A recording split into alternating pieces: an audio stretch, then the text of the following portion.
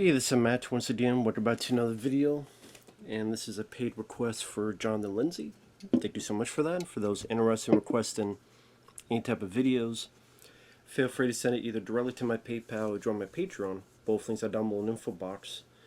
And John and Lindsey, nice guy, wanted me to do a commentary on planes, trains, and automobiles. Figure it's a request. Thank you so much for that, for the paid request. It's around Thanksgiving. Recorded now, so. Pause at the beginning. 3, 2, 1, pressing play. Now, I am watching the 4K version. I don't have many 4Ks. I just a handful. Really, the only reason I got this was because to check out all the deleted scenes, which I could see why they were cut out, but at the same time it's very interesting to see more footage of John Candy and Steve Martin. Being a big fan of this movie. It's hard to pick my favorite John Hughes film, but this might be it, because I do like Weird Science a lot. I do like Ferris Bueller's Day Off, but the more I think about it, maybe because I'm getting up there in age, and this is one that kind of, at my age, I can more relate to in a way. But yeah, John Hughes was a great talent. The Breakfast Club, Weird Science, this movie, Ferris Bueller, Uncle Buck, enjoy all of those. And not a lot of movies about I was going to say Chicago, of course there is, about Thanksgiving. I mean, there are some, but usually if people are going to go into detail of a holiday, Christmas is usually the one they go to. So of course Steve is like, I need to get the fuck out of here. Now the other guy may recognize as Ferris Bueller's dad in Ferris Bueller's Day Off. I forget the actor's name. I know he was in this 80s film called Creature as one of the crewmen.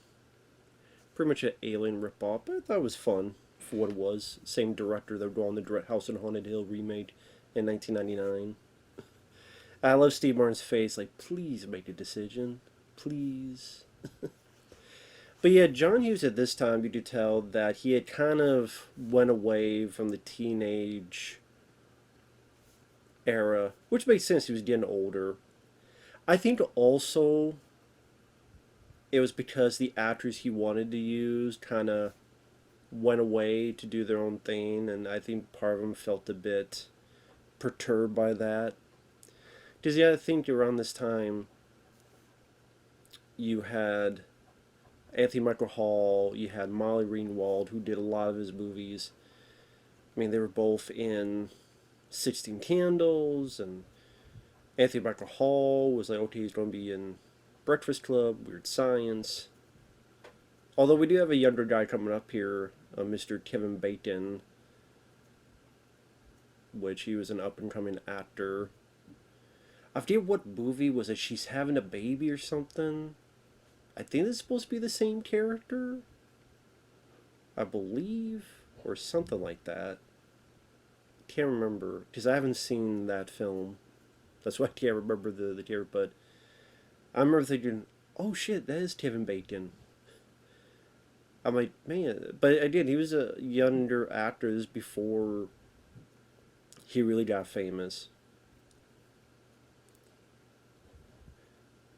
And one of many highlights of the score, the music choices, which is apparent a lot of John Hughes productions, whether it be using Don't You Forget About Me at the Breakfast Club, whether it be, you know, the music choices in Weird Science. A lot of great musical choices in this one. And the first of many coincidences, meetings with Del Griffith. Now, in this case, the suitcase made him miss the first taxi cab.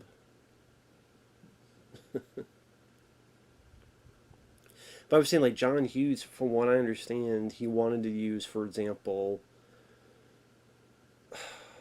like Anthony Michael Hall, I think the way Anthony Michael Hall tells the story is that John Hughes wanted him for Ferris Bueller, and he said no, and John Hughes apparently didn't take that well, so of course he got Matthew Broderick, and then they kind of really never worked together again. And honestly, if Anthony Michael Hall did that kind of stuff and stuff with John Hughes, he probably would have been an even bigger star. But Sally, on a side note, I know we have John Candy inadvertently taking the cab, which, I mean, it's not John Candy's fault. He didn't know what was going on.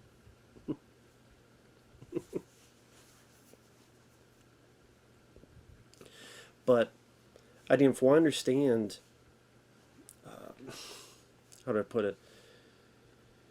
Anthony Michael, I know this is a side note, but Anthony Michael Hall torpedoed his own fucking career. This is a guy that was being very successful, granted in a certain kind of role, but he did a certain kind of role very well, like Jim Carrey did for his heyday. Ace Ventura, The Mask, Dumb and Dumber, and then more so. I mean, we like to think, I mean, actors like to think they're versatile, and some are. Some can play any role. I think Robin Williams is one of those guys, among others. And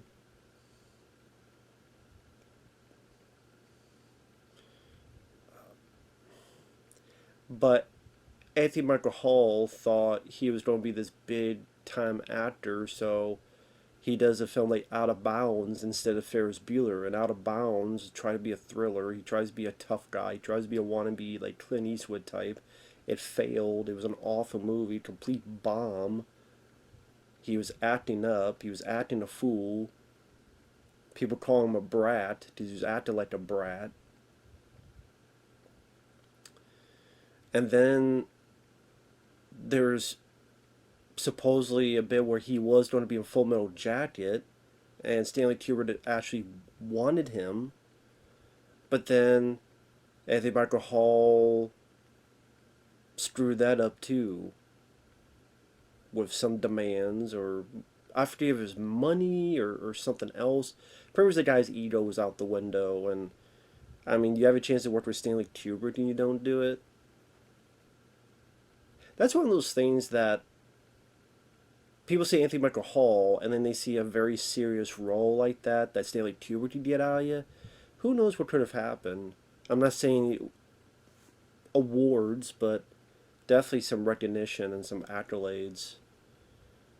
So imagine that. If he had done Ferris Bueller's Day Off, that would have been a huge hit. Because Matthew Broderick does a good job, but I think that film would have been a hit with Anthony Michael Hall, because it's a really, to me, a very funny movie. And then they do Stanley Kubrick. That definitely would have had an uprise of his career. Instead, he was doing a bit seventh on the call sheet role, whatever, in Edward Scissorhands, or doing films like Johnny Be Good or Hail Caesar, films that people don't know what the fuck they are. But anyway, nothing about Anthony Michael Hall. He found success with the Dead Zone TV show, but it's a bit rolling with The Dark Knight or something, but Halloween Ends. Anyway. So the plane's been delayed and he meets up with John Candy. And I would say this is the reason why this is my favorite John Hughes film, is because these two guys work so well together. Both comedians of different sorts. Steve Martin worked a bit with, he would show up on Saturday Night Live, among others. John Candy, SCTV.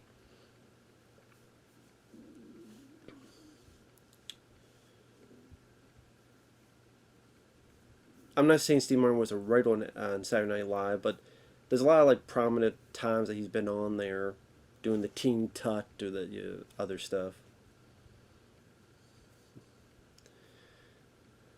So with some, I'm trying to remember all the deleted scenes. It's been a while since I've seen them. I know this stuff on the plane was longer, was a lot longer. I think this whole bit here with either him arguing or trying to get another seat, that was a bit longer. of a sequence.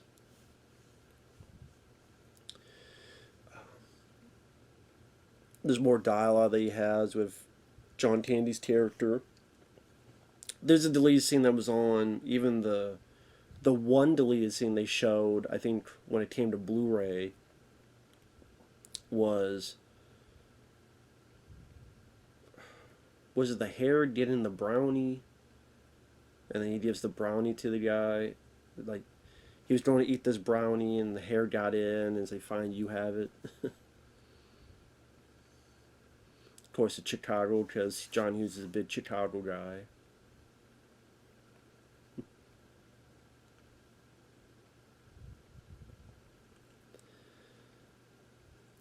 But it's one of those things, like I said, the deleted scenes were interesting to see, but you see why they were cut out. Just not that, like, for example, in this whole sequence, it didn't seem like John Candy was more unlikable, but he did seem much more of a blabbermouth. I think you get enough of him talking here, but he definitely was a lot more of a chatterbox.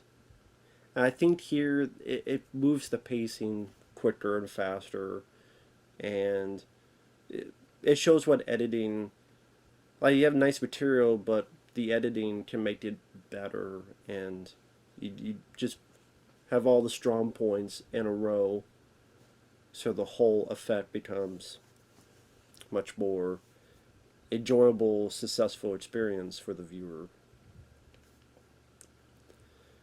But Steve Martin, I mean, he was in films like Three Amigos, Little Shop of Horrors, which I know is controversy now. People say Steve Martin was such a awful person on set, and Steve Martin's like, what the hell are people talking about? I don't know what they're talking about. There's a few of Steve's films I like. Bowfinger is a good one with him and Eddie Murphy. L.A. Story I didn't mind. The Jerk years before, but I would say this is easily my favorite. Again, him and John Candy is such a great pair. Like I said, this whole airplane scene was a lot longer. Like, there's a lot of deleted scenes where they filmed a lot of stuff on this plane. Just different types of conversation. And like I said, they're interesting to watch, but they were not needed in the film. Because we can't have, 20 minutes on this airplane. We have a lot more movie to get to. But I'm sure someone took all this footage and put it in a cut. I would be curious to see the cut. I bet it's on some places. I'd be curious to see it out of intrigue. Now, I don't remember them showing a lot of this in the deleted scenes. Maybe I'm wrong. But from what I understand, there's a subplot where this lady here, who plays Steve Martin's wife, she was adamant that Steve was cheating on her. Like, she thought her husband was cheating on her. And that's why you see a lot of the scenes. That's why she has this kind of concerned look on her face. Of course, now we look at it as, oh, she's concerned that her husband's not going to get home. But from what I understand, I guess it's supposed to be this backstory where maybe the marriage isn't great, or the wife is paired. But that's the thing, is that because we don't know much about their backstory, it will make the viewer wonder, well, why is she so paranoid about Steve? Why does she not trust her husband? What's been going on in the past? But that Steve would come up with these excuses that are real, and that the wife would not believe him and assume, well, he must be cheating on me. That's why at the end, when she has this look on her face and she turns, oh, there you go. There's the teacher in Ferris Bueller, Ben Stein. Bueller. Which I also remember, he was on this Comedy Central game show called Win Ben Stein's Money with, was it Jimmy? Not Jimmy Kimmel. It was Jimmy Fallon? No. Or was it Jimmy Kimmel? Jimmy Fallon. Yeah, it was Jimmy Kimmel, right? I always get those two confused, the names. They're both Jimmy. They both suck at hosting. Jimmy Kimmel. Jimmy Fallon was the fucking. Now I gotta double check. But anyway, when Ben Stein's Money, I always remember that guy from, because the pretty much that Ben Stein would know all the answers, and can you outwit Ben Stein? Are you smarter than Ben Stein? And the more you win, you take more of Ben Stein's money. I'm just realizing the suitcase, the trunk, I should say. But yeah, there was this subplot of, again, the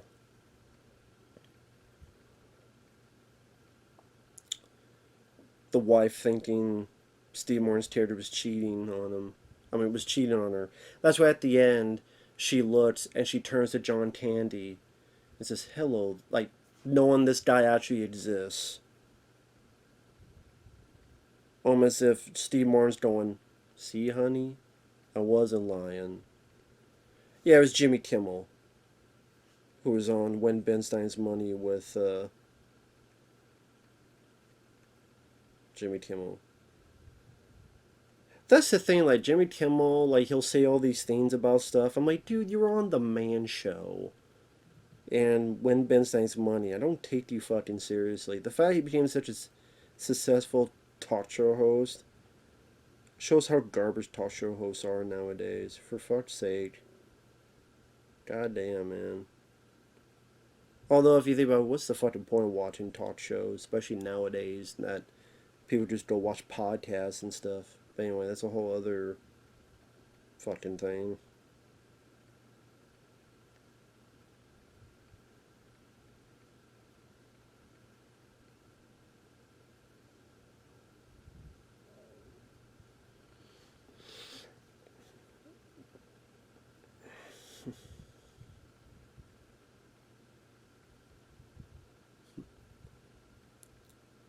I mean, it does seem like Del Griffith knows a lot of people, and of course, as we come to find out, that's because he's traveled a lot, traveled everywhere.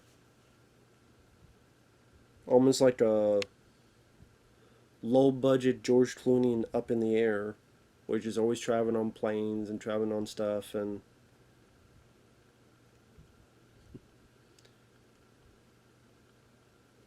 oh yeah, they're giving back the wrong credit cards.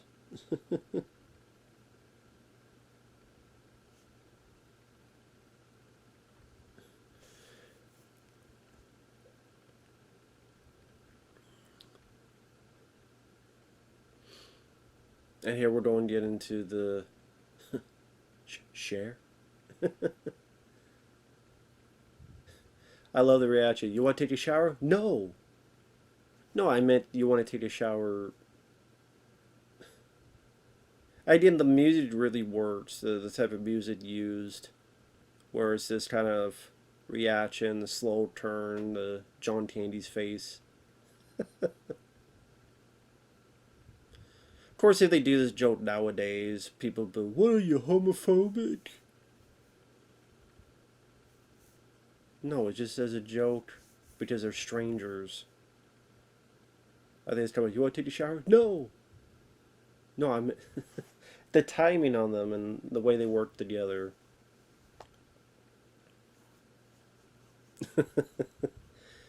But yeah, these two just worked so well. I mean, these two great comedians in their prime. Although it's funny, Steve Martin has looked the same forever. Like forever, he's had gray hair, but and it's where we were so used to it. It's just it's just how he looks. Gray, white type of hair. This scene was a lot longer. I do remember these deleted scenes. Because if you watch the trailer, you see a lot of scenes in the trailer that's not in the movie. Because what happened was, I believe John Candy used the shower first. And he would be like seen in the mirror and he'd be using all this stuff here. And this is why when Steve goes out, he there's no towels left. Because we had seen John Candy do it first. Same with, there was a scene where a pizza guy would come over because he had ordered pizza, and John Candy had an argument with the pizza guy about the price and the quality of the pizza and blah blah blah. And there's like this big argument that he had with the pizza guy, and it also even did show the beer, and because the beer was on the bed vibrating. It might have been after this where they open the beer and it spills all over. So there's a lot of stuff cut out from this scene, but they do reference it. That's why later on, Steve Martin mentions you spill beer over. They actually did show that. And the guy who goes in to steal their the money in their wallets, that's the pizza guy. Because I guess because John Candy's character wasn't happy with the service, he didn't really pay. He either didn't pay or didn't pay that well. It was one or the other. So the guy that comes in is the pizza guy getting revenge. But it works because people just think it's just some robber. But that's, you know, why. That's why the guy comes in to steal his stuff, is because the argument the pizza delivery guy had with John Candy earlier. Like I said, it's interesting to watch. I'm sure eventually they'll be on YouTube, or there'll be certain sites that have them all on there. Like I said, this was kind of John Hughes' as it says, they're branching out from teen comedies, because he had done Weird Science, he had done Ferris Bueller's Day Off, and now this is like the first film he did with adults, and showed that he was capable of it. And not only that, but again, to me, was his shining hour. Then after that, you had Uncle Buck with John Candy. Sadly, he did like one other film, Curly Sue. See, here's the wife again. This is why she's so distraught. Is because, again, she thinks her husband's cheating on her. While in this, it's like, oh, she's just worried that he won't get home on time. Which works. I mean, it says a lot when you've taken that entire subplot out. The movie still makes sense. In fact, I think it works better because it's much more streamlined and it feels much faster paced. And you don't miss it. And like this scene works where, in comparison with the wife is distraught, but then she's sleeping soundly and by herself, while here Steve can't sleep because the guy keeps making all these noises.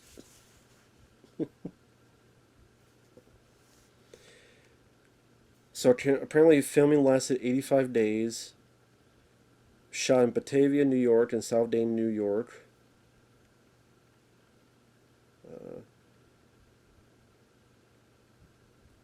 The film's first cut was 3 hours and 45 minutes. Subplot about Neal's wife not believing him and suspecting he is with other women was cut.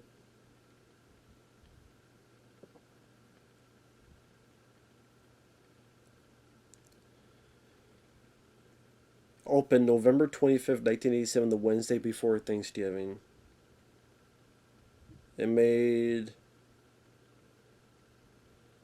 $49 million in the U.S. with a budget of $15 million.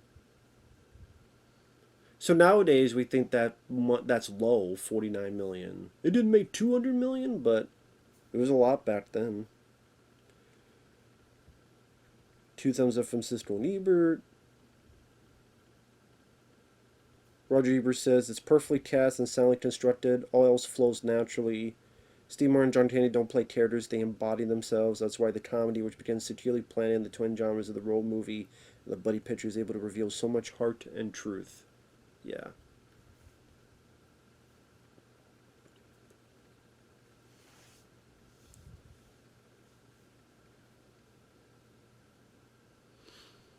I think this scene was a bit longer too, but it works better here.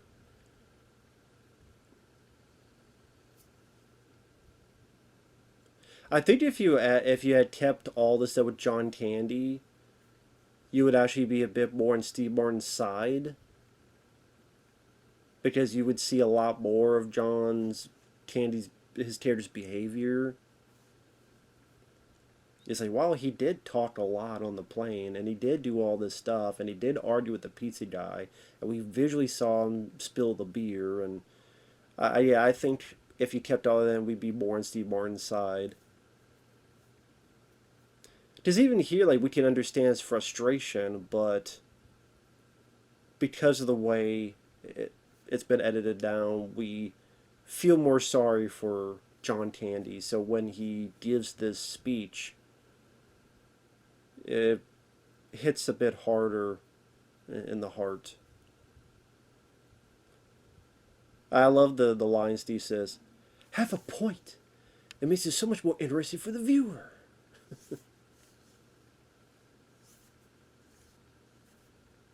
John Candy gives a great emotional performance, especially this scene here. I like me. My wife likes me. My customers like me. Because I'm the real deal. What you see is what you get. That'll be coming up in a minute. And the good music, too. Music is appropriate without being too melodramatic or, quote, cheesy. Like I said, if you kept all those deleted scenes, you might be like, oh, God, this guy is trying, I think a movie that did that, I don't mind the film, but did not do nearly as well, was Due Date. Robert Downey Jr. and Zach Galifianakis. I can watch that film, but the big problem with that film, and makes it not nearly as good as this movie, is you don't care about Zach Galifianakis' character. He does so much stuff that he does become annoying, and you're totally on Robert Downey Jr.'s side. Granted, even if you kept all the footage, John T would still be more likable than Zach is in that movie, but be going more towards that direction.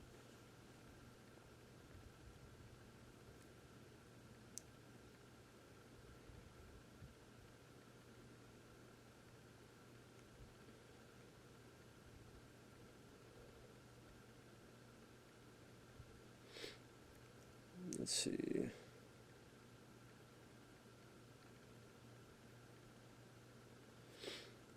Yeah, the 4K, 75 minutes of deleted and extended footage, much of which was thought to be lost, but was rediscovered and cleaned up from the John Hughes archive.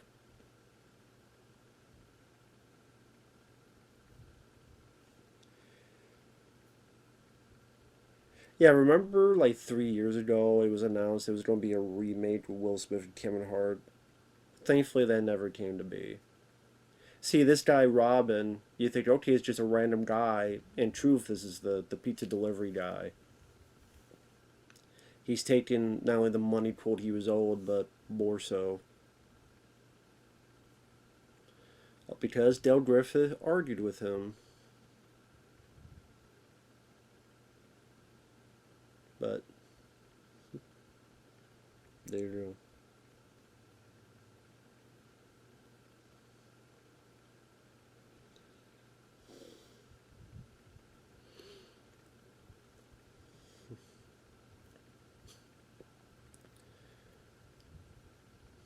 Of course, this has the great scene of, why are you holding my hand?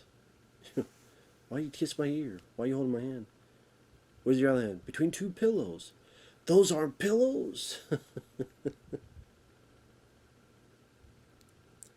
John Hughes says he was inspired to write the film story after a natural flight he was on from New York to Chicago. The flight was diverted to Wichita, Kansas, taking him 5 days to get home.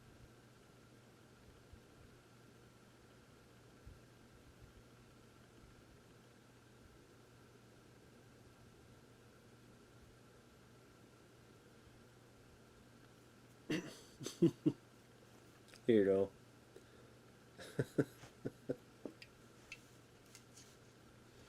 Where's your other hand? Between two pillows. Those aren't pillows.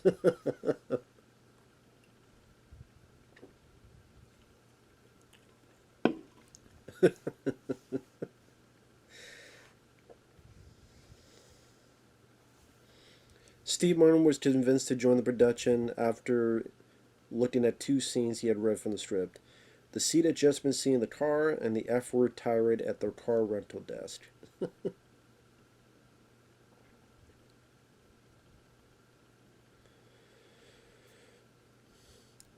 And that car scene, the F word, I guess, is used 19 times. The film would have easily been rated PG or PG-13 by the MPA if it weren't for this one scene.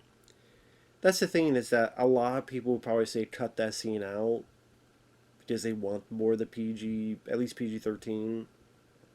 But it just, it's one of the funniest scenes in the movie.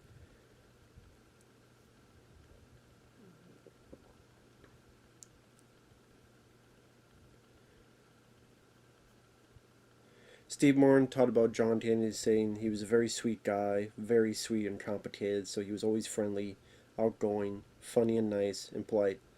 But I could tell he had kind of a little broken heart inside him. That's too bad. Maybe about his weight or something, I don't know. Because he did have fluctuating weight. I mean, you could tell later on, like Wagons East, he's even so much bigger than he is here. He can never keep it down, and he should not have been out there filming a damn western on a horse with his condition. I say condition, I mean his weight.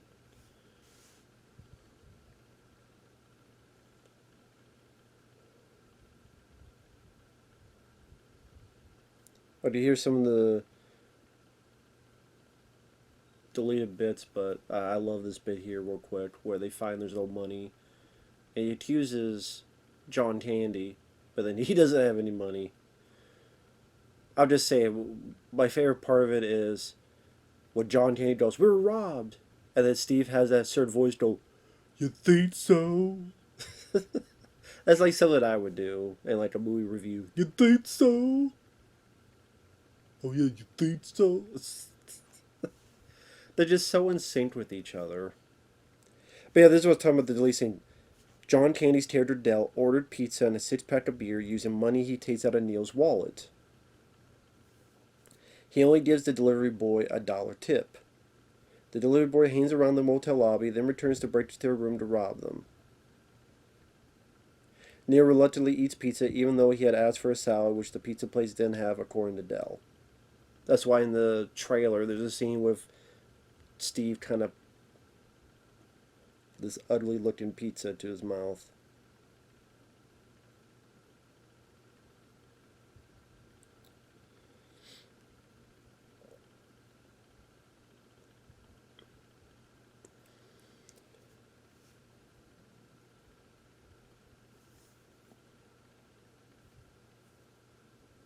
Okay, so Kevin Bacon, I guess it's supposed to be from She's Having a Baby, because it says here in the background. Later, Neal phones his wife to tell her that he has been delayed again. In the background, you can hear the fight from She's Having a Baby between Kevin Bacon and Elizabeth McGovern when she screams that she doesn't like his friend's girlfriend. Huh. I'm going to have to remember that.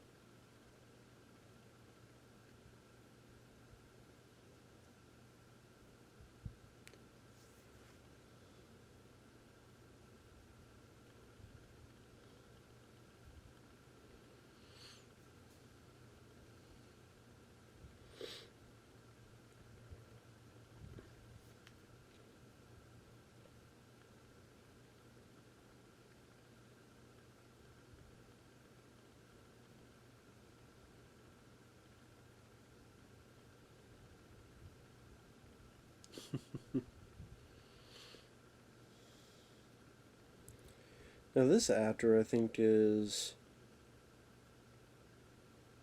Yeah, Dylan Baker. So, yeah, this actor's name is Dylan Baker. And I'm sitting there going, why do I recognize this guy? I just love Steve's reaction. Oh, God. I know I've seen this guy and stuff. Double check. Oh yeah, he was the dad who's like I think the first segment in that Trick or Treat 2007 anthology film, he was a guy that you realize was kind of poisoning kids, and but then later this has come up, and it's kind of the first segment of that anthology, Trick or Treat. He was Dr. Kirk Connors in the Sam Raimi Spider-Man movies.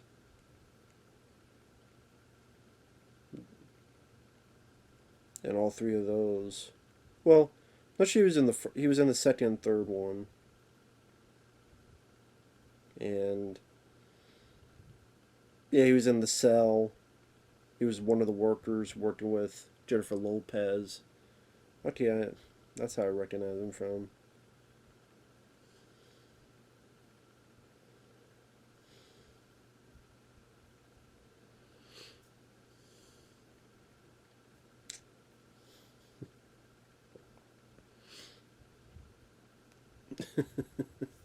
Give him the goddamn glove.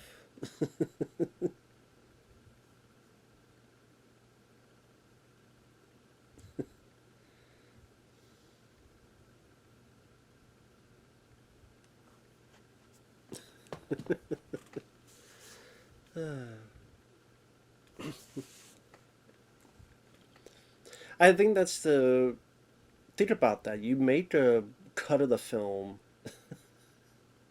just the frozen faces. Of course, you gotta have the dog. You gotta have the dog reaction, him being frozen as well.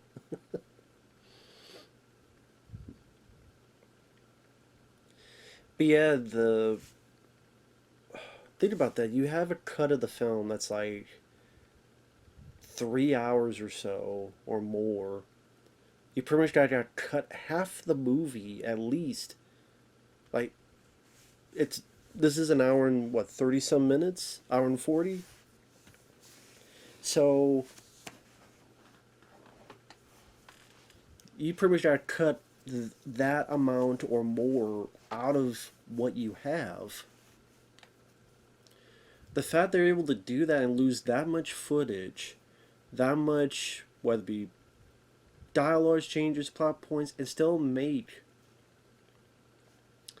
an easily understandable, funny movie that doesn't seem like there's a lot of holes in it, takes a lot of talent. And it's sad that John Hughes gave up, but you could say, hey, he had his time, he wanted to retire. Because after Uncle Buck, he would produce stuff and write stuff. Home Alone, which was a huge hit. He directed Curly Sue, and that did nothing. Absolutely nothing, Curly Sue. And it seemed like because of the flop of that, he just didn't really feel the need to direct again.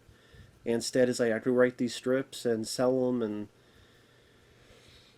still will want movies like Home Alone and Kid Fair, so let me work on strips, and they'll probably be rewritten anyway, or written with a committee after my draft, but I still got paid for it. So whether it be Flubber or some of these other movies,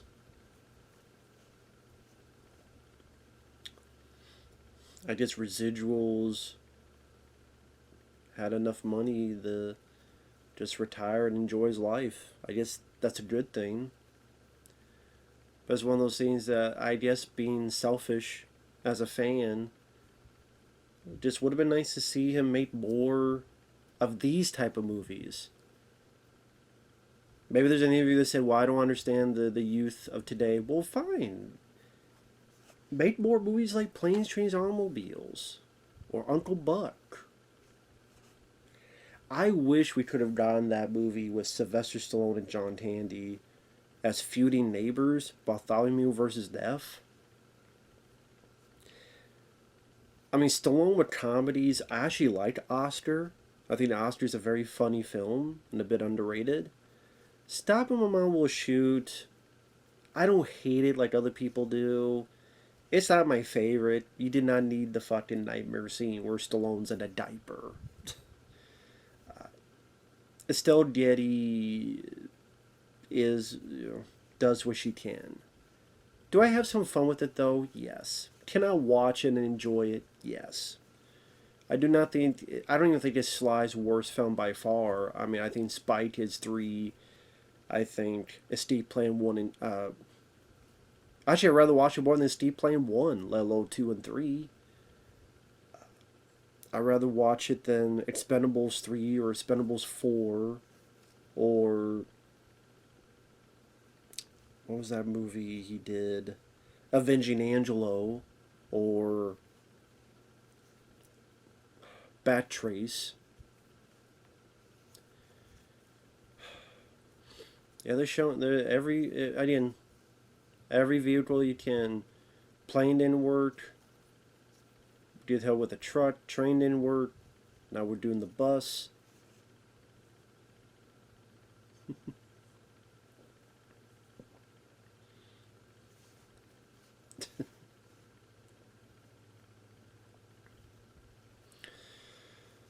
One time I rode a bus.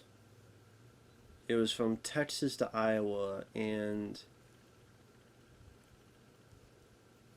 the actual riding the bus wasn't bad.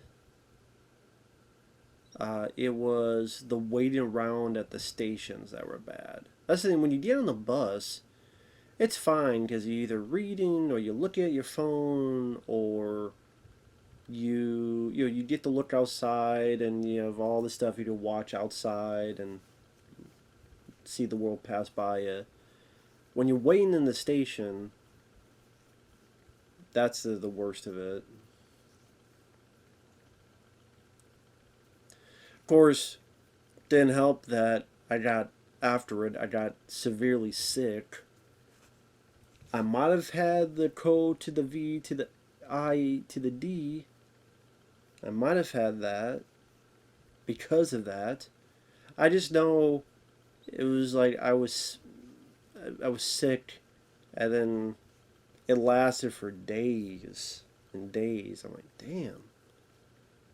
But that's the thing with me. Like, if I get sick, it does usually last a while. So, but this was something else. So, might have been those early stages, and people didn't really know what was going on, or it's just people don't know how to fucking wash their hands and stuff. So whatever you're touching, germs got on you and get you sick. Of course, it's interesting that John T's seen the Flintstones. I'm sure at one point there's talks of. I mean, there was eventually a Flintstones movie with John Goodman, but I bet there was a time where they thought of the Flintstones and would have John Candy as Fred Flintstone, which he would have made a good Fred Flintstone. So it shows Del Griffith is a good as a job. I mean, I never would think to buy shower curtains. I'm like, who the fuck would want shower curtains? But then he makes shit up. Oh yeah, these are earrings. That isn't a good and selling.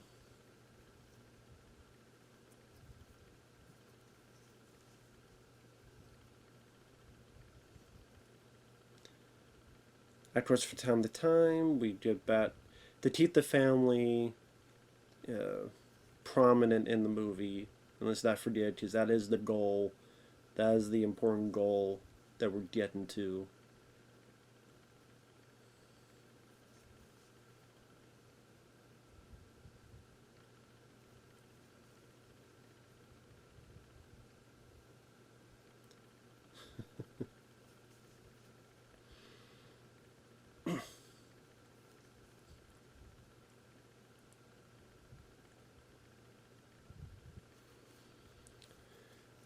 Well, Steve finally gave him a compliment. And that's the thing, is that despite the flaws of John Candy's character, he is a very sweet guy, and that's what makes him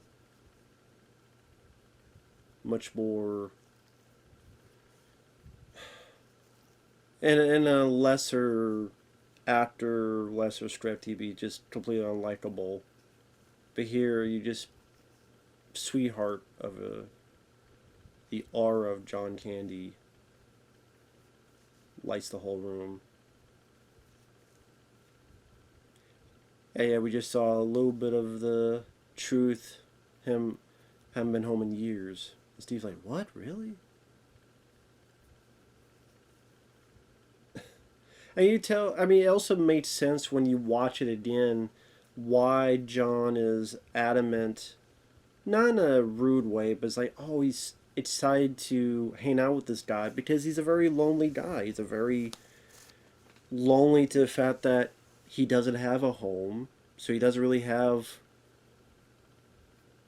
someone to come home each night to talk to or call or anything of the sort.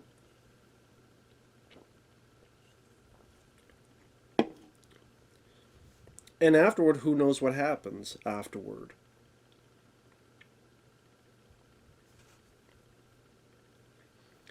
I mean, I would like to think that Steve let would find John Candy's character a home. I would like to think that's what happened. That he didn't just send John Candy out after Thanksgiving. Like, no, come on, I mean, you gotta stay for Christmas as well.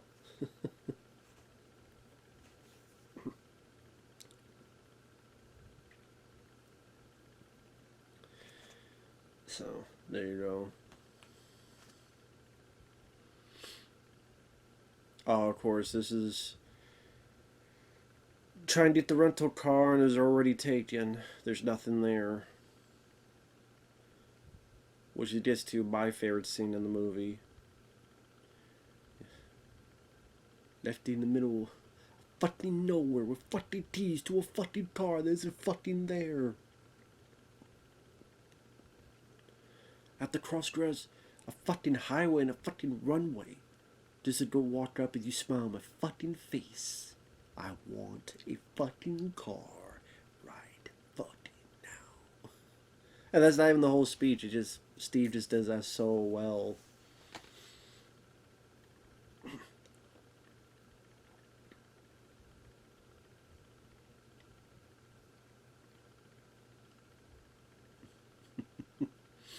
And yeah, just one thing after the other after the other. I love Steve's anger here. It is understandable.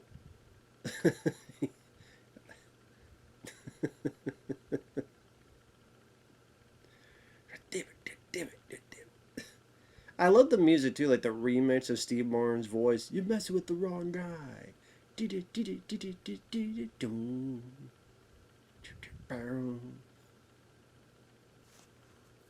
And apparently, I looked up the review letter Ball and said, "Oh, the score is so awful." I don't know what the hell he's talking about. The music is a great asset to this film.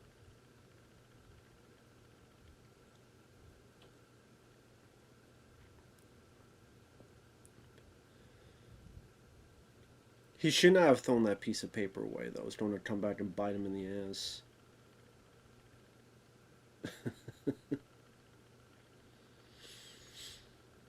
Again, we have him go through this so that he looks more disheveled, and we just see how fucking far he's had to walk.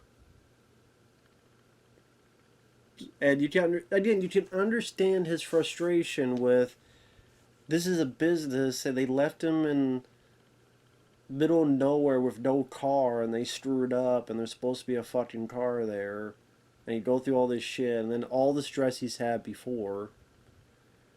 We have another Ferris Bueller alumni. A lot of Ferris Bueller alumni that I think about it. We had Ferris Bueller's dad at the beginning of the film. We have Ben Stein announcing that flights are canceled. Now we have her, Edie McClure. I'm bad with names. She was the secretary to Jeffrey Jones and the principal in Ferris Bueller. And she's done other movies too, but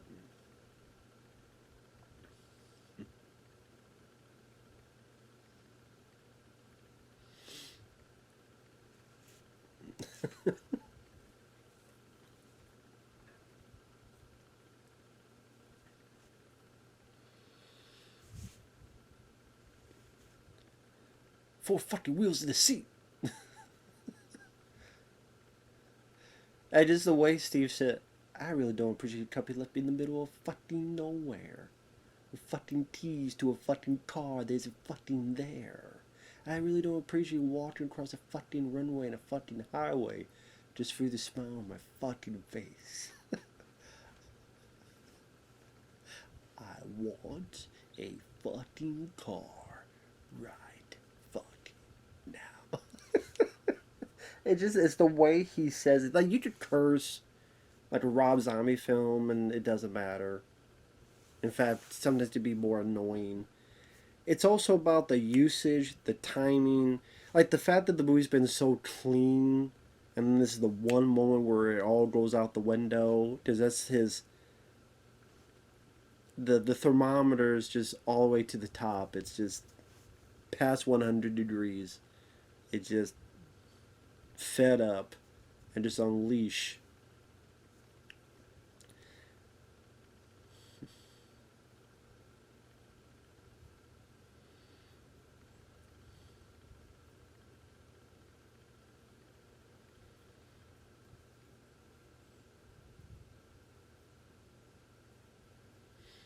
And to be fair, this guy here is not really.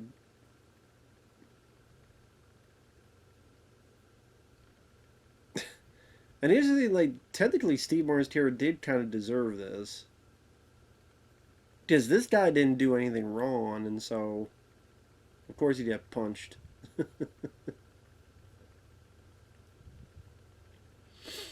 And lo and behold, who's there?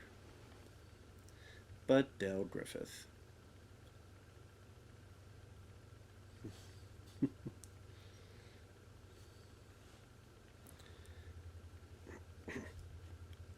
So I'm trying to think of other Thanksgiving movies, and there's not a lot that come to mind. Because again, I guess they figure Thanksgiving. Well, you know what? Why are we doing that? Let's just go with the Christmas, and says that's the more for a lot of people prominent holiday with the gifts and Santa Claus and the because I guess like visual wise and decorations and stuff, there's not a whole lot to mention when it comes to Thanksgiving. Meaning, okay, you got the turkey, pilgrims, but there's not a whole lot. Just Christmas that maybe gives filmmakers and people a lot more visual detail to deal with, whether it be again snowmans and Christmas trees and Santa Claus, reindeer, all that other stuff. So they just tend to go more towards Christmas. They go, oh, it's so close together, it's only a month apart. But again, that's what's so weird. What was it? Didn't one of the Blu-rays or DVDs, like that special edition, they made it look like this was a Christmas movie. I swear it was they had like Christmas lights or something. I don't know. I'm like, this isn't a Christmas movie. This is Thanksgiving. It's like some people tend to forget that.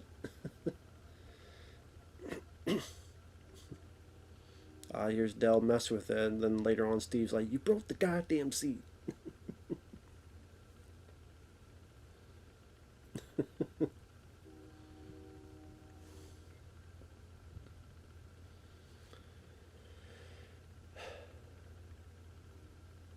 And what year was this? Was this in 1987? I believe it was.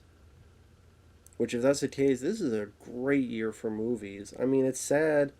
Like, the year is almost over in 2023. And what a shitty year for movies. I'm serious. What a shitty, terrible, awful year for movies. Oh, lo and behold, I guess this film is on TV, including CMT. What was that, Country Music Television? I guess so, why not? But in 1987, I mean, just to showcase some of the films, just some of the films that came out in 1987, which at this point was 97, 07, 17.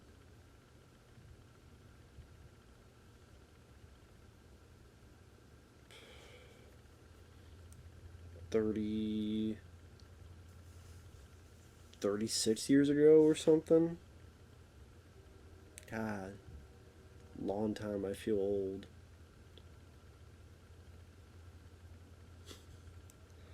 I do not scratch my balls. But yeah, I mean, you think about it, it's the same year, and yeah, sorry about the background noise. When you live in the middle of nowhere, there's roosters, and there's chickens, and there's trains. Speaking of trains, no planes. Once in a while, some automobiles. And but yeah, this year alone, you had RoboCop, Lethal Weapon, Predator. You had Beverly Hills Cop 2, Three Men and a Baby, The Untouchables.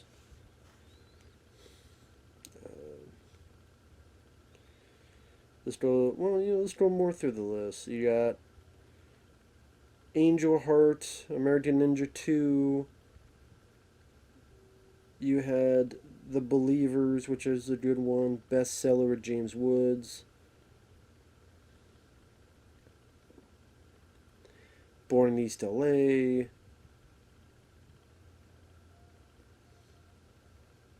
Yeah, I don't go through every single one, but I like Critical Condition with Richard Pryor.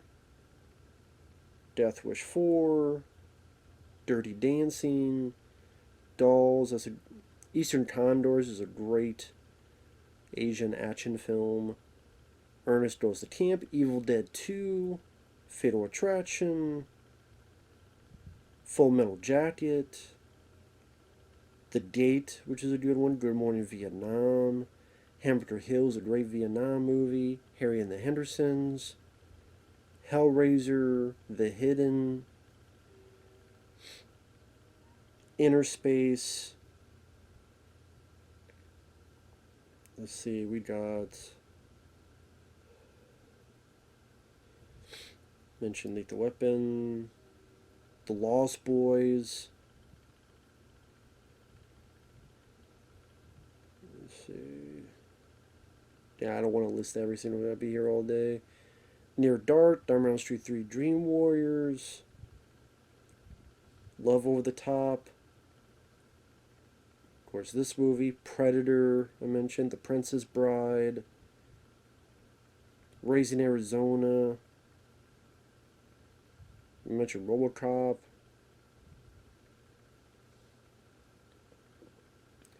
I did Spaceballs. Summer School. Throw Mama from the Train. A lot of stuff in there. I mean, the fact that you got RoboCop, Predator, Lethal Weapon, The Lost Boys, this movie, The Untouchables, Full Metal Jacket, like all these films in the same damn year. It's just not the same anymore. And for being honest, it's been that way for a while. But here we got John Candy getting himself in a quiet predicament. Now, why he didn't just pull over and take off the coat? It's a good question. Just pull over, just say I gotta take a leak. Boom, take off the coat, there you go. But no. We need a little bit, but it wouldn't work for comedic effect, so here instead, he just caught here and he can't fucking do anything.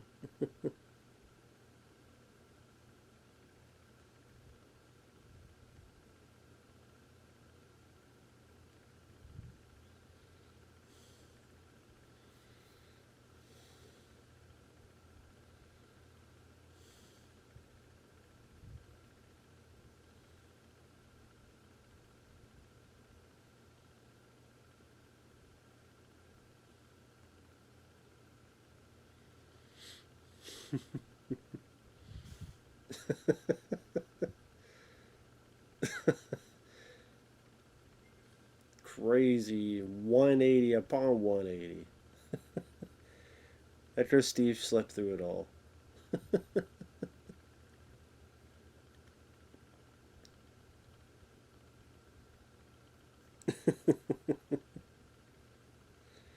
And I'm just laughing because of the way John's playing the scene. Because if Steve had known about any of this, he'd be like, fuck this. And of course, he's going down the wrong. He didn't fucking realize. You're going in the wrong direction.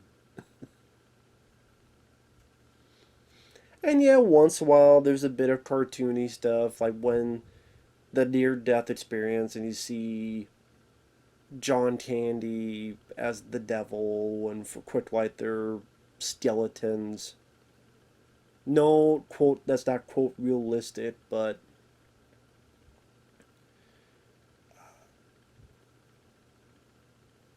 like in a way it's kind of going Steve's headspace as the insanity, what's going on. Like, I can't believe in this fucking situation. I'm with Satan himself and he's laughing all the way. I'm gonna die, we're both gonna be charred up skeletons.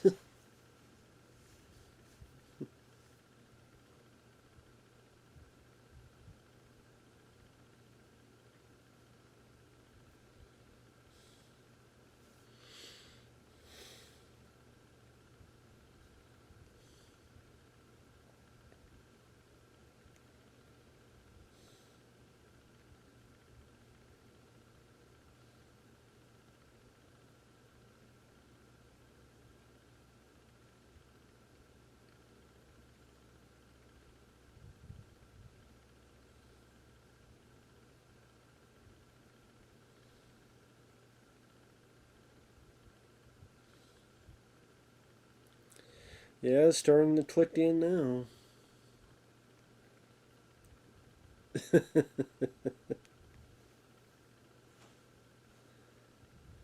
Makes you wonder what was John looking at the whole time, because you would see them coming from far away. See, there's a skeleton bit.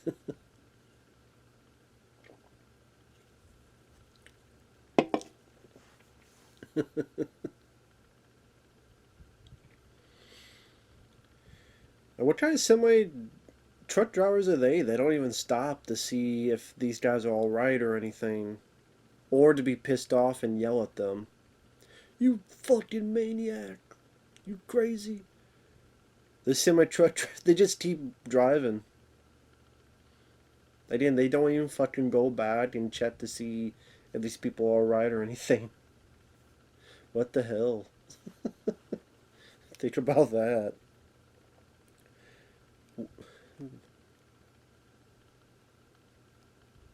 Even this guy doesn't stop.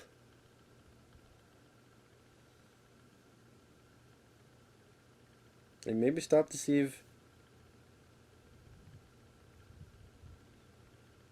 how it's going.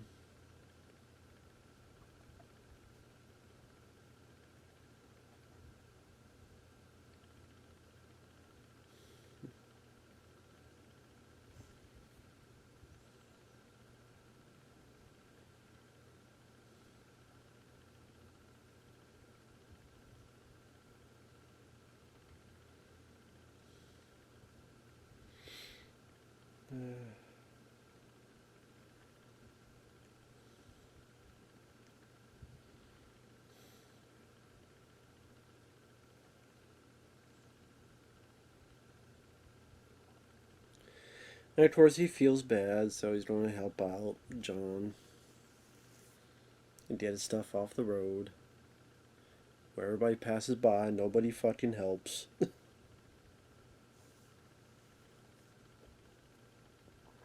Although that is realistic. That is realistic. I mean, I can't complain about that. That is true. That is what would happen.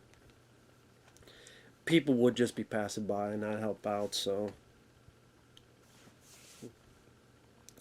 And of course the car's on fire, because why wouldn't it be? Unless there'll be a bunch of hail and killer bees from Brazil or some shit. Will rain and fire and frogs. What else could go wrong?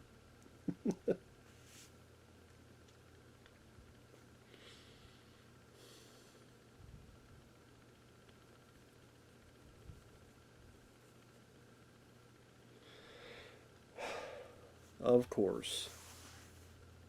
And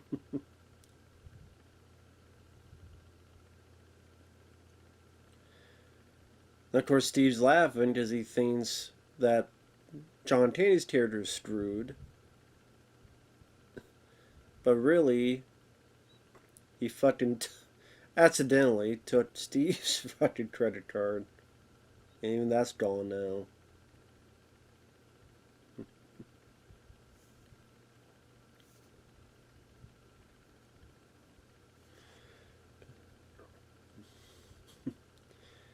I'm looking at the 4K and I see all these, people complain about the look of the film. I don't really see it. I think the film looks fine on 4K. Looks fine enough to me. Uh, I guess people complain about the audio and I don't know. I'm not a big aficionado, so I'm not. I'm still the guy that you know.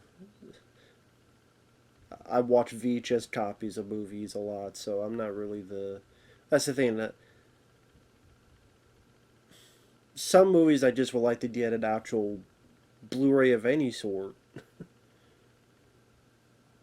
That doesn't have to be the super duper duper super cut, or but I can understand people's complaints as well, so I don't fault them for that.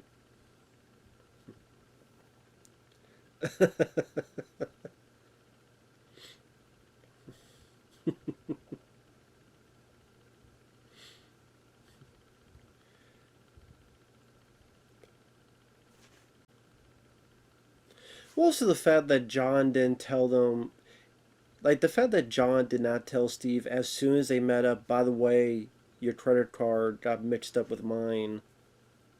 Like in the middle of them driving.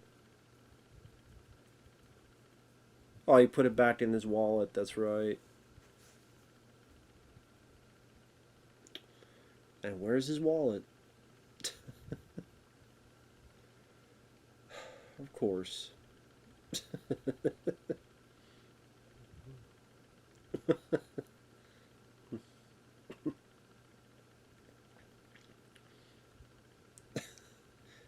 Damn car's still smoking. God, look at that.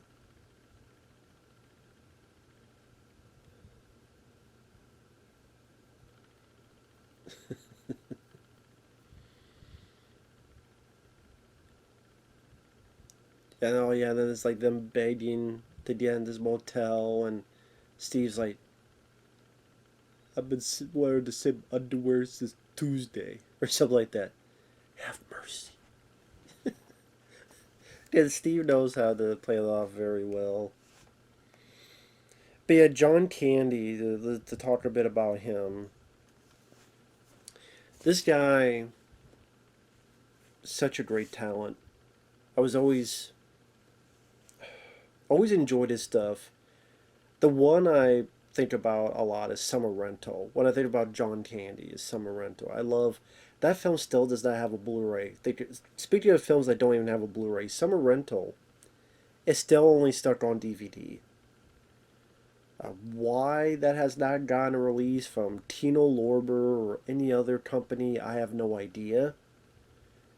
Okay, comedies I wish were on Blu-ray. 3 Men and a Baby.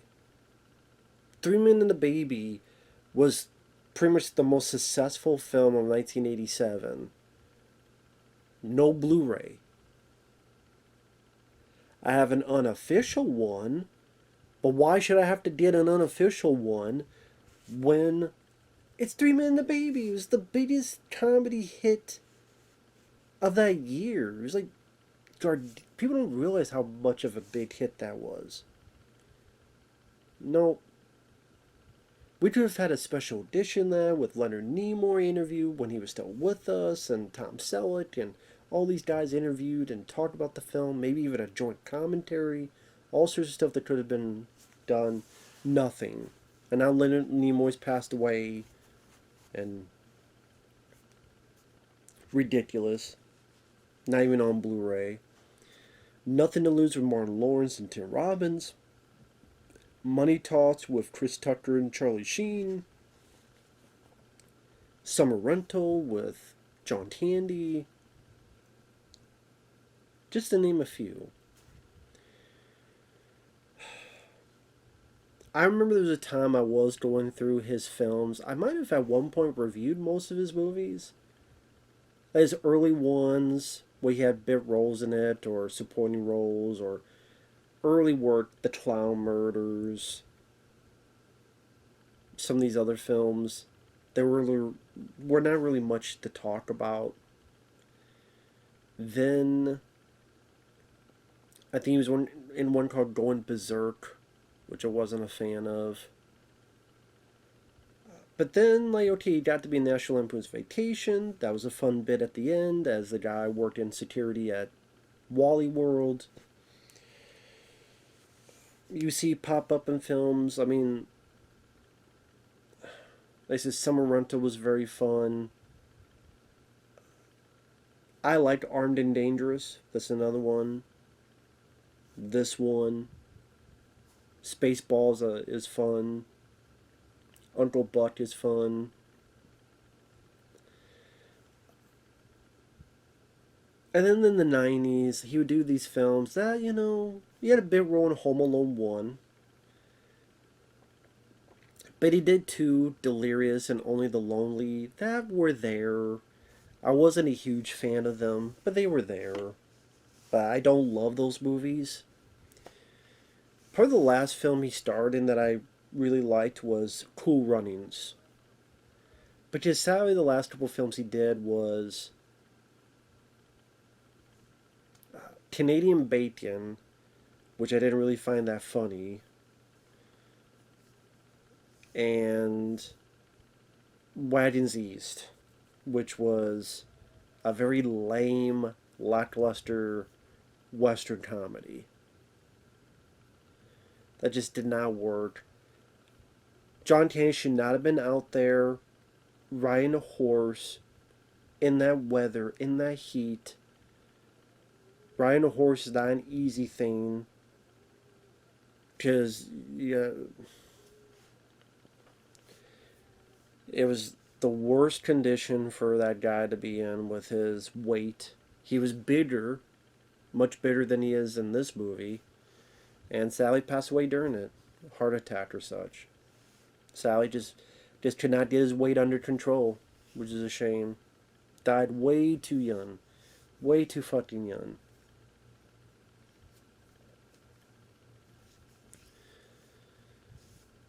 It always seemed like a nice guy. Anytime you hear people talk about him, they say the nicest things. You don't hear anything bad or anybody talk bad about John Candy. It seemed like he treated people right, with respect. He was sweet. Never heard anyone say a bad word about John Candy. Whether it be Macaulay Culkin, Steve Martin, John Hughes when he was with us, other co-stars,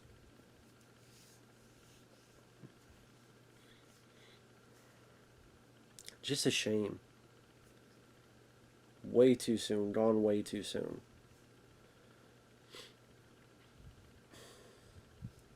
I mean, knowing now, if we knew then what we know now, what would have been nice was, honestly, started like 1990, be like, get John and Stallone to do that Bartholomew versus Neff. Because I do think that had the potential of being a good size hit if done the right way. Don't worry about Delirious. Don't worry about Only the Lonely, because I think those are at best so-so movies. I think there's some more high concept projects that would have worked out fairly well.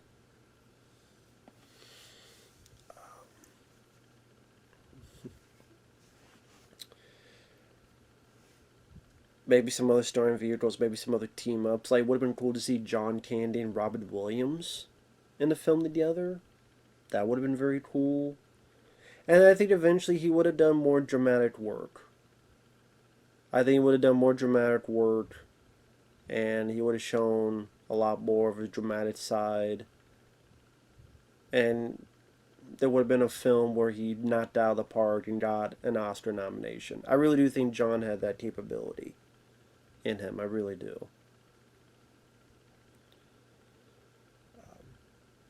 Like, he tried to do a little bit of a different role in JFK. It's a small role, but it was nice to see him do something a bit different. I think later on in his career he would have definitely gone more variety, being a bit more dramatic.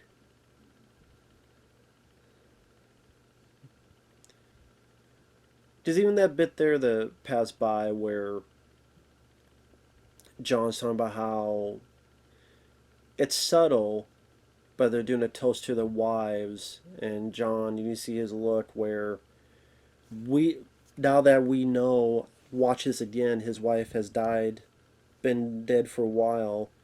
He just remembered the good times of his wife, and they love. It's not a big enough word. You feel the emotion pour out of the guy. You really can. And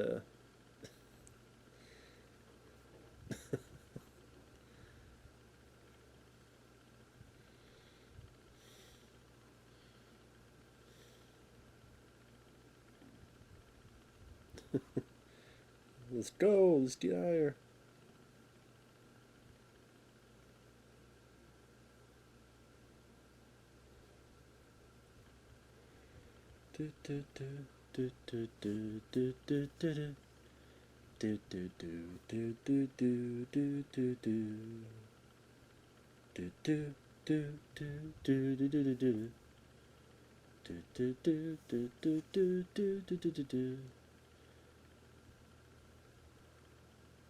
I forget what that piece of music is called, but it's great.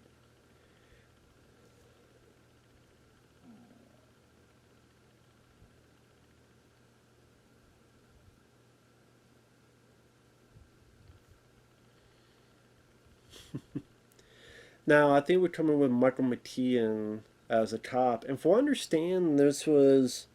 Which. They showed the deleted scenes, but I guess it wasn't all the deleted scenes because. Remember Michael McKean mentioning there was some interview where. Like, his stuff was a lot longer, where. He would actually, like, kind of arrest these guys. They would go to court. There was like maybe a courtroom scene where they had to somehow get their way out of it, something like that. And the idea Michael McKean had a bigger part, but a lot of that was just completely cut out. And the Dre is not explained. Like, are we supposed to just realize? Are we supposed to just think that? Yeah, I guess they just oh well they took the car. You guys gotta go. I guess to be fair, which I guess does work now that I think about it. You follow me. You can't drive this car anymore. You find another way. So there you go.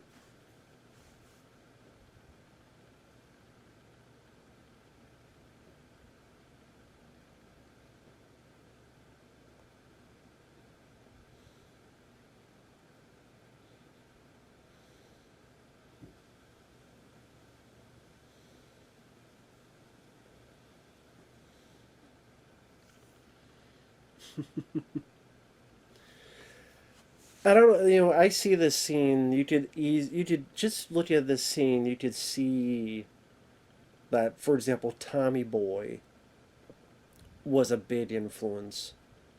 I mean, was influenced heavily from this movie.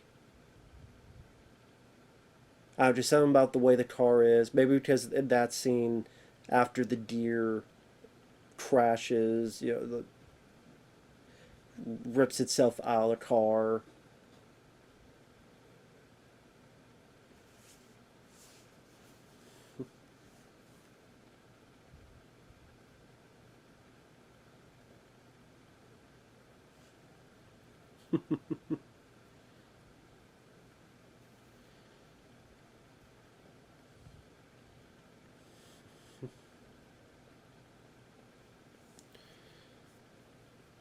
Well, I mean, we rode a pickup truck.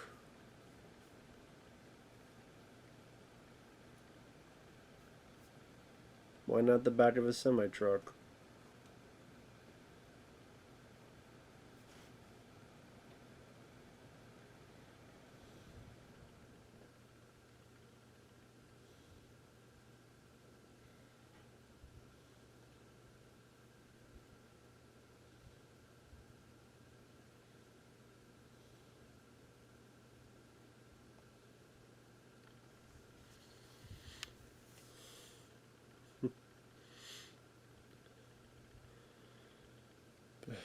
Right, I mean, going down the, I mean,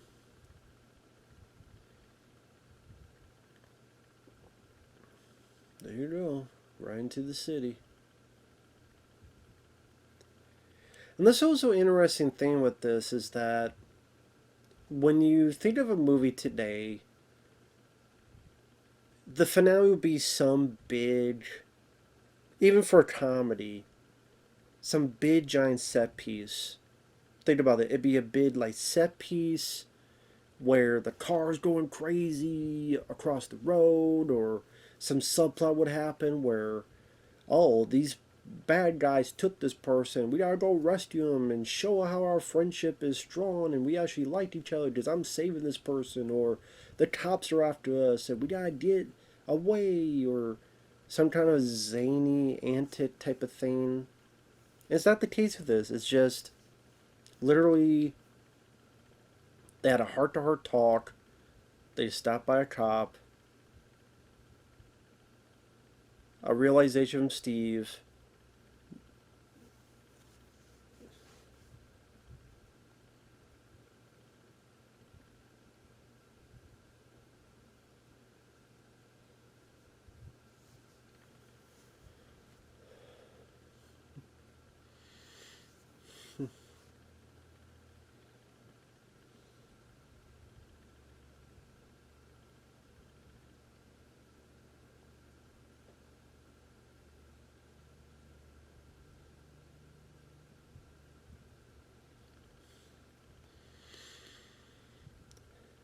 And that, yeah, that look on John's face.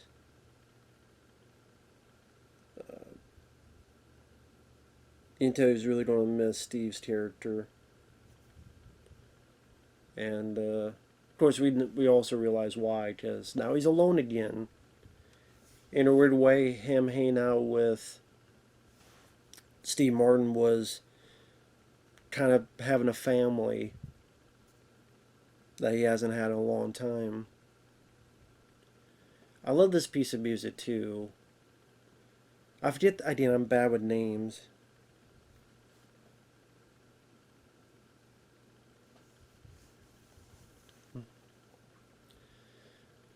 But this is more the instrumental version.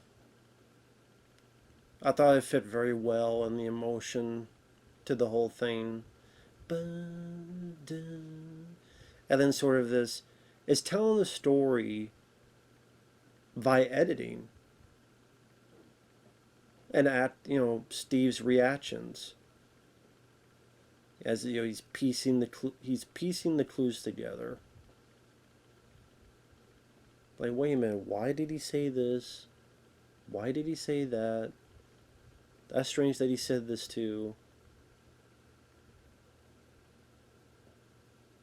That's good. I mean,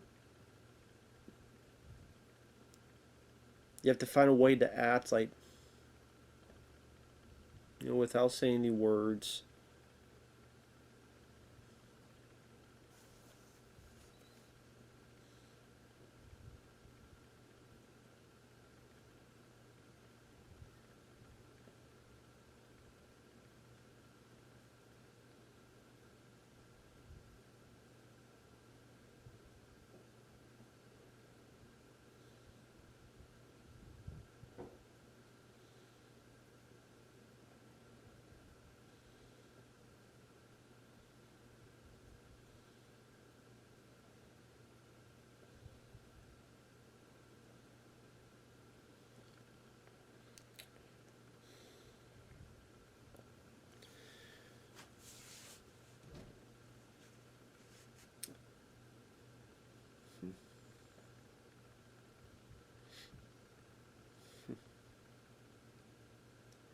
And it's pretty short exchange.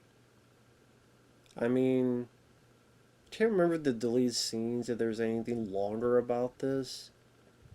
But at the same, it didn't need to be. Tells us straight up. He tells him straight up what happened to his wife. I don't have a home. Well, you don't have a home for Thanksgiving, at least. Anytime you go away. See, now you look at the wife's face here, you see her reaction. Yeah, I think in your head, and the original idea was that her, oh, there is a Del Griffith, and this guy is real.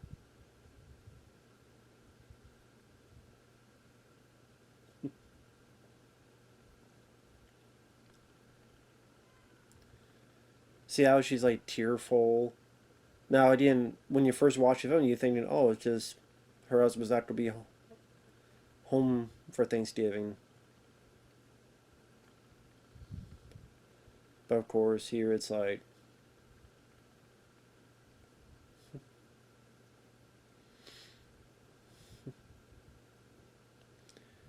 see.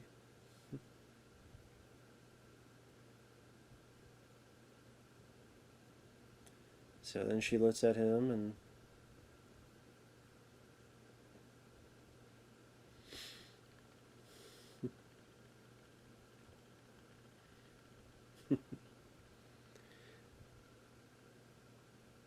it's a nice sweet ending.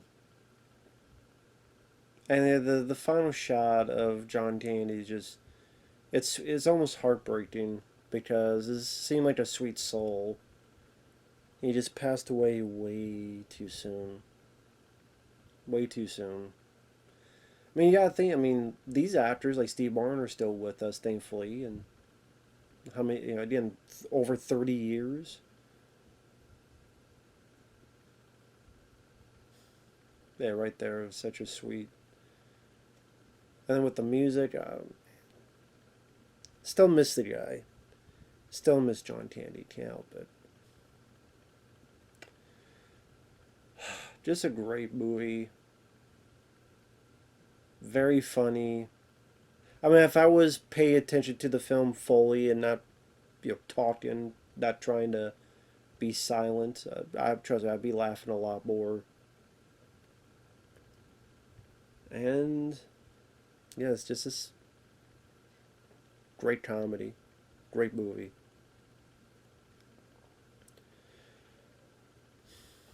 Rest in peace to John Candy. Rest in peace to John Hughes. Thanks for giving us this movie that still lasts to this day. People still watch and talk about to this day.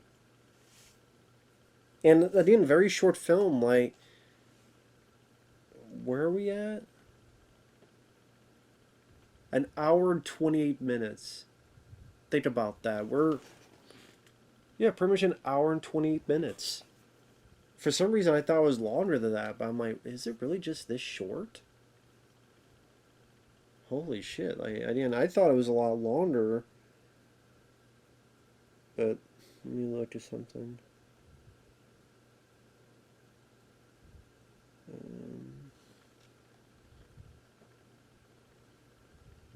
Yeah. Hour and 28 minutes. To some people say, oh, it's an hour and 40, hour and 45. I'm like, where did they get that? Hour and 32. End credits start hour and... hour. Think about that. An hour and 20 some minutes. So it was even shorter than I thought. I'm like, hour and 40. Hour and 20. I forgot how short this film was. Damn. Think about that. You have over 3 hour movie. Nowadays, like, yeah, just put that on the screen. Because we need movies to be 3.5 fucking hours long. No. 88 minutes. And it told the story very consistent, very funny, very heartfelt. So with that said, thanks for watching. Take care. We will see you guys later. Bye-bye.